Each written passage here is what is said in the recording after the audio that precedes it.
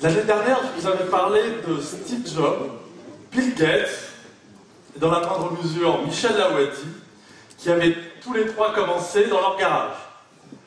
Et bien ce soir, nous en avons trouvé un quatrième. Et dans le top 100 des jeunes leaders économiques de demain, c'est dans la petite reine qui officie actuellement. J'accueille sur la bécane Gary Hanson.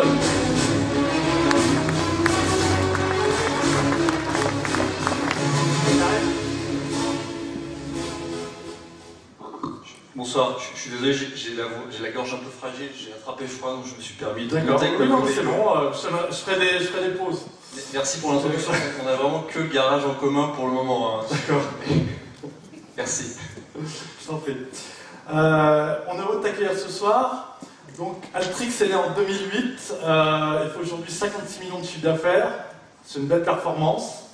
Et à la base, une histoire assez extraordinaire, puisque ça a commencé dans un lit d'hôpital, il me semble. Oui. Alors j'en parle sans gêne aujourd'hui, donc je vais développer un peu sur le sujet. J'ai fait du sport comme beaucoup plus jeunes, j'ai 34 ans maintenant. À l'âge de 20 ans, j'ai eu un accident en vélo, je me suis cassé la colonne vertébrale, donc 3 cervicales et une dorsale, donc c'est un peu ennuyeux, donc on reste un peu immobilisé. Et j'ai découvert l'ordinateur à ce moment-là à l'hôpital. Et puis j'ai senti une fibre entrepreneuriale surgir, a priori, j'ai pas eu envie de retourner sur les bancs de l'école. Et j'ai monté une première entreprise en 2005 dans le e-commerce. Parce qu'en fait c'était parfait par rapport à mon état. J'ai beaucoup de séances de kiné à la maison et j'étais en convalescence quasi totale. Et donc je préparais chez moi les colis, j'avais juste à être à l'heure le soir à 16h à la poste. Et en fait quand on est pro au téléphone, personne ne sait où vous êtes. Donc c'était effectivement très approprié. Et puis j'ai eu une deuxième aventure e-commerce et en 2008 j'ai recommencé à faire un peu de sport et je me suis dit c'est quand même un domaine sympa et donc j'ai lancé Autrix. D'accord. Comment c'est gérer la croissance? Parce qu'on passe pas de 0 en 2008 à 56 millions en 2018. Alors non, on passe de 100 000 € en 2018 à 56 millions. On la gère, on dit souvent l'hypercroissance c'est très dangereux parce que c'est qualifié comme une hypercroissance. Et c'est vrai que c'est ce qu'on peut appeler aussi des bons problèmes. Ouais. Et c'est assez, c'est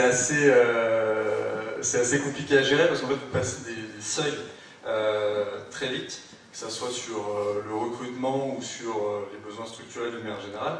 Alors, nous aujourd'hui, je ne suis plus tout seul, hein, on est 130. Et surtout on a déménagé environ 10 fois en 10 ans. D'accord. Alors au début on déménage beaucoup, donc on est 3-4 fois par an, où on doublait, triplait les surfaces. Donc la première était de 20 mètres carrés, aujourd'hui à Châteaudun on en a 17 000, ouais. Plus 1500 en région parisienne. Et puis bah, vous avez toute la lourdeur administrative qui va avec aussi, donc il faut transférer les sièges, il faut gérer les baux, il faut convaincre vos collaborateurs de vous suivre, faire des accompagnements pour ça, donc voilà, ça c'est un vrai sujet. Et puis évidemment après il y a les sujets de scalabilité comme on dit en anglais, c'est d'évolutivité en français sur la partie e-commerce, parce qu'on passe aussi de très peu de visiteurs, hein. En 2008 j'expédiais un colis par jour, aujourd'hui en pointe on expédie 5000 par jour, et on a 2 millions de visiteurs par mois sur la plateforme. Les serveurs sont chez vous, non? Comment ça se passe? Non, rien n'est chez nous. Vous avez tout externalisé? Toute l'IT, donc les développeurs informatiques sont chez nous, mais tout est externalisé sur plusieurs centres en France pour pouvoir basculer, transférer si jamais on a des problèmes de charge. Et c'est la seule chose qu'on externalise. Tous les métiers sinon sont chez Autrix. Donc la logistique à Châteaudun avec le service après-vente et une partie du service client. Et les achats, l'administration, le marketing évidemment, et j'en oublie, sont chez nous. D'accord, ok. Et évidemment, il y a des problèmes de cash aussi, de trésorerie, ça va de soi. Bien sûr, oui, parce sur que la croissance. pour livrer, il faut avoir de la marchandise, et tes fournisseurs sont plutôt payés au cul du camion au début, non? Complètement, même à la fin. Même à la fin, ça va pas mieux. Plus on grandit et plus on grandit vite, plus on fait peur. Ouais. Et donc il faut trouver des relais, des solutions pour gérer ces sujets-là. D'accord. On a vu que tu demandais à des professionnels, mais aussi à des particuliers. Comment tu gères ça pour pas avoir de conflit entre les deux? Alors ça s'est fait assez naturellement. On vient du B2C historiquement. Et en fait, on a une offre assez large parce qu'on propose 60 000 références qui sont stockées. On a environ 10 unités sur chaque, donc on a plus de 500 000 produits à Châteaudun. Et en fait, on s'est rendu compte qu'avec cette offre, plusieurs magasins spontanément nous demandaient à acheter. Et donc on a créé un portail B2B où on livre un peu plus de 1000 professionnels en France aujourd'hui, avec un prix adapté. Donc il n'y a pas de concurrence sur le pricing et les deux segments vivent bien. Et puis les professionnels ont accès avec un code, ce qui fait que le grand public ne voit pas non plus le prix des professionnels. C'est deux plateformes qui sont différentes, ouais. Donc il n'y a même pas de sujet à ce niveau-là. Ouais, effectivement. Okay. On parlait tout à l'heure avec Stéphane des marketplaces. Est-ce qu'il y a un intérêt justement de passer par les plateformes comme Amazon ou toi tu arrives à te débrouiller avec ton site? Parce que la difficulté justement qu'a Stéphane, quoi. Alors, je pense que le parcours est assez proche. On a commencé aussi sur les marketplaces, parce qu'effectivement, c'est une plateforme avec un trafic qui est énorme. Donc vous avez une attraction qui est beaucoup plus importante que celle que vous avez au naturel quand vous démarrez. Donc j'ai commencé sur, alors j'étais tout seul à ce moment-là, sur eBay à l'époque, parce qu'Amazon était quasiment très peu présent en tout cas en France. Et puis au fur et à mesure que vous arrivez à faire votre base client, que vous arrivez à relancer plus ou moins en direct, donc créer un peu de trafic sur votre site, on a continué à travailler sur des marketplaces jusqu'à 3-4 ans, et puis on a décidé d'arrêter parce qu'on observait notamment qu'Amazon référençait beaucoup de produits qu'on proposait, parce qu'en fait évidemment ils ont vu sur toutes vos ventes. Donc pour eux c'est un laboratoire, ils accueillent des vendeurs en permanence, ils regardent ce qui sort, et puis si effectivement les taux de marge sont meilleurs, on les stocke en direct, ils stockent en direct. D'accord. Là on s'est dit, Amazon est un prédateur d'une manière générale pour le e-commerce. Bon, c'est pas nous à notre échelle qui avons changé la donne, mais si on continue de le nourrir, c'est pas très intelligent de notre part. Et puis en plus de ça, alors je critique absolument pas votre démarche, hein. On est sur des choses qui sont très différents. On a une partie de marque en propre, mais qui est toute petite aujourd'hui parce que c'est un projet qui a 1 an, mais qui est très prometteur. Et donc on travaille sur une partie de tout le reste du catalogue avec des niveaux de marge qui sont assez serrés. Et donc quand vous devez loger là-dedans tous vos coûts opérationnels à vous et vos coûts marketing, et en plus de ça les commissions des marketplaces qui sont assez importantes, l'équation est un peu compliquée. Combien prend en gros Amazon sur nos catégories de produits, c'est entre 10 et 15%. D'accord. Bon, ce qui s'explique en soi, parce que j'écoute aussi avec beaucoup d'attention ce que vous évoquez sur Google. Oui, tous les deux, qu'on connaît bien. Après, c'est vous qui faites le choix du pourcentage que vous investissez de votre chiffre d'affaires en marketing, mais ça engage vite des coûts importants que vous n'avez pas sur Amazon, parce que ce sont eux qui gèrent l'attraction du trafic. Donc, voilà, après, il faut faire ces calculs. D'accord. Pourquoi tu as installé ton dépôt à Châteaudun? Parce qu'on avait un souci de place pour la 10e fois en région parisienne. Assez important parce qu'on avait 9000 m², il fallait qu'on double quasiment nos surfaces. Et donc on a décidé d'élargir un peu le rayon de recherche parce que les loyers proches de Paris sont très élevés. Et en fait on a presque tracé un cercle à 100 km. Je pense qu'on était à 101 avec Châteaudun. Et en fait on a trouvé un site qui répondait à beaucoup plus de critères que les autres qu'on avait pu voir. Pas seulement au-delà du prix, parce que c'était effectivement un critère, mais c'était surtout les surfaces, et puis, encore une fois, la capacité d'évolution dans le temps. Et là, le site que nous avons à Châteaudun, dont on a fait l'acquisition par ailleurs, a une réserve foncière de 5 hectares. Donc voilà, on a en plus de ça un projet de s'agrandir dans le temps, et donc ça nous permet de poser nos valises à un endroit et d'y rester un peu plus longtemps. Et évidemment, on a fait un point tout de suite avec nos transporteurs, parce que c'est assez névralgique, on expédie 600 000 colis l'année dernière, de pouvoir être sûr d'être collecté au bon moment. On a une promesse client qui est très forte en plus, parce qu'on a ce qu'on appelle un cut-off, donc c'est la date, c'est l'heure butoir jusqu'à laquelle on peut enregistrer nos commandes pour les livrer le lendemain, qui est à 18h. Donc, tous nos clients qui commandent chez nous jusqu'à 18h sont livrés le lendemain à 9h, partout en France, en Espagne, au Portugal et en Italie. Et donc il fallait Chronopost, en l'occurrence, qui est notre partenaire majeur, puisse venir nous collecter. Et ils le font à 19h30 à Châteaudun, pour tracter jusqu'à Paris et injecter à Orly ou en routier pour que ça puisse être livré le lendemain. Et donc tout ça était faisable, donc on a dit bon, encore on y va. Bon, parfait, on a un peu de bol sur ce coup-là. En 2014, tu as lancé une partie running sur le site, plus du vélo. Quel retour et est-ce que d'autres activités sportives sont prévues? Alors, effectivement, on a lancé le running parce que le vélo est un marché qui se porte très bien. C'est 9,6% de croissance l'année dernière en France. Mais on trouvait important de se sécuriser, de pérenniser notre histoire aussi en se diversifiant un peu. Et il y a beaucoup de disciplines qui sont connexes au vélo. La course à pied est un très bon exemple avec un marché qui est très dynamique aussi. Et donc pour revenir sur la deuxième partie de ta question, on vient d'ouvrir et d'inaugurer un rayon outdoor il y a quelques mois qui adresse les disciplines d'été qui sont très proches aussi de nos disciplines historiques parce qu'en fait on parle de randonnée, de ce qu'on appelle le bikepacking, où vous partez avec vos vélos et des sacoches pour rouler sur plusieurs jours. Et tout ça implique aussi tous les besoins qui sont liés à la restauration d'altitude ou au fait de pouvoir s'héberger dans des tentes ou des sacs de couchage. Et comme on a beaucoup de coureurs à pied qui font du trail et qui partent plusieurs jours, ou des VTTistes qui partent plusieurs jours, tous ces produits-là répondent aux mêmes besoins sportifs. Donc on a ouvert une troisième discipline. Ok. Est-ce que c'est un métier que tu qualifierais de fortement, moyennement concurrentiel? On va meubler un petit peu. Je pense que quand on est chef d'entreprise, on trouve toujours qu'on a trop de concurrents. Ouais. Rassurez-moi, j'espère. Après, objectivement, j'essaie. Oui, je pense que c'est assez concurrentiel. Nous, on a quelque chose d'assez particulier chez nous, c'est qu'on on travaille sur des domaines d'activité qui sont plutôt sympas, où il y a beaucoup de passionnés qui, à un moment de leur vie, dans une logique de reconversion, se disent tiens, en fait, c'est plus ça que je veux faire, c'est travailler dans le sport. Donc on a beaucoup de concurrents qui se lancent avec cette dynamique-là. Donc ça crée un paysage concurrentiel assez dense. C'est un marché qui est porteur, donc ça crée aussi des envies. Et puis d'une manière générale, c'est vrai que vous les connaissez, il y a de très très belles marques de grande distribution spécialisée françaises, comme Decathlon, Intersport, GoSport. Évidemment, on n'est pas épargné par les Amazon, ces discounts que vous citiez tout à l'heure, qui se mettent sur le filon aussi. Ouais. Il y a un maillage sur le retail physique qui est assez dense en boutique.